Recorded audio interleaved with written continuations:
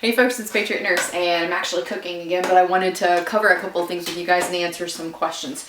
Namely, what can we expect health-wise when the grid goes down? And the way I'm going to answer it is based on a couple of assumptions. Number one, that most of the diseases spread in this world are respiratory and digestive.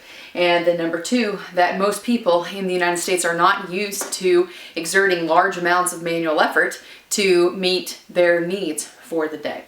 So in a grid down situation, a lot of the catastrophic loss of life in the long term is related to, first off, people who were weak anyway, whose bodies weren't accustomed to having to do things. For instance, like with shoveling snow. I mean, we've seen this lately with this huge snow blanket that's crossed most of the country, and people dying from heart attacks from having to shovel snow. And it's not like there's some wussy group of people, you know, snow is heavy, okay? But when you have a large portion of the population that is not used to having to go and tote water, you know, and carried it back and forth every day because they're used to having indoor plumbing, you know, water's heavy. And if you're having to go and move back and forth, you know, it can be a little bit of a strain. Another thing to consider too is that when the grid goes down for an extended period of time, you have the diseases, the waterborne diseases start to really spread, okay? People in general tend to not be the best, you know, sanitary creatures anyway, just because we tend to be lazy. But when you multiply unsanitary conditions with the low-level laziness that we all can nurture sometimes with personal hygiene, it can really lend to the spread of waterborne diseases.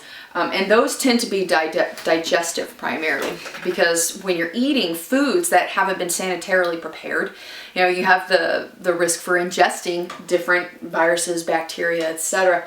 And then also, without proper waste disposal, people are more inclined to contract these diseases that come as a result of people's poop making it into the water or the food supply, okay? So there's a few things that we can do specifically for the waterborne diseases, and having a reliable way to purify your water is really essential. And I would submit that you need to, as best as possible, have a way to purify your water that does not require electricity, okay? And that is able to be maintenance, cleaned, and serviced without having consistently to buy expensive parts, right? Let me show you what I run.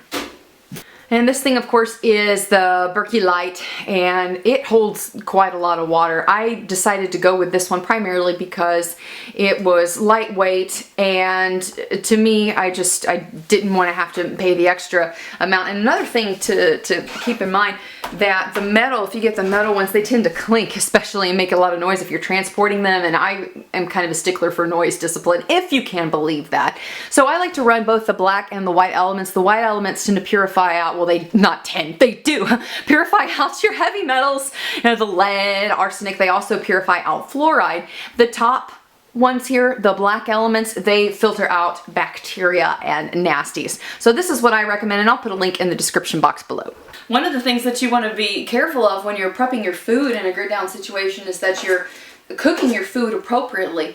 And this specifically becomes an issue when you're looking at animal products, meat, dairy, etc. They have to be kept stored at appropriate temperatures, but also they need to be cooked at appropriate temperatures as well. And in a grid down situation, energy can be at a premium, and so it can be tempting to not cook things as long as they need to be cooked, or to take them off, you know, before they're done properly cooking, etc., because of a short supply of energy. So those are some things to consider. Examples of diseases that can spread because of that would be Listeria, Salmonella, E. coli. With norovirus, you're looking at transmission from person to person. Typically this tends to be seen, you know, from little kids, you know, like they'll get it and, you know, they touch something and you eat it and there's a little bit of saliva, transmission of body fluids, etc. That tends to be one of the ways that it's spread. But people die from this stuff, guys. No joke. And as best as possible, we need to try and cut down on our risk and the risk of our families in contracting these diseases by having a reliable way to purify your water. That's going to take care of a lot of it. But with regard to the respiratory diseases, guys, it is critically important that we be able to wash our hands, okay? A lot of the nasties that get spread here come because we pick something up, we shake somebody's hand, we pick our nose, we touch our eyes, touch our face.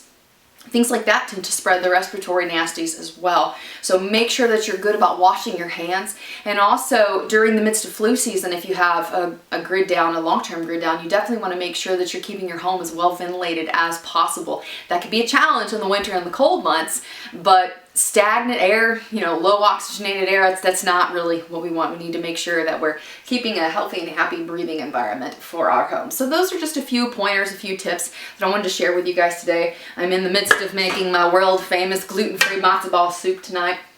A video on that one will be forthcoming. It takes a lot of prep time. It takes a lot of prep time, different camera angles, etc. to do that. But I definitely wanted to share with you guys some pointers today because I had some questions and I wanted to answer it.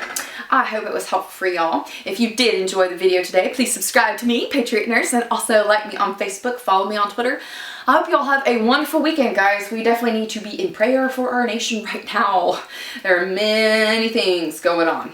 And I just hope that the Lord has mercy for us, despite everything that we've done. And I hope that the bright history of our nation is ahead. However, history would seem to suggest otherwise. So I hope it was helpful for you guys. For now, it's PatriotNurse signing off, and I will see you guys later. Bye.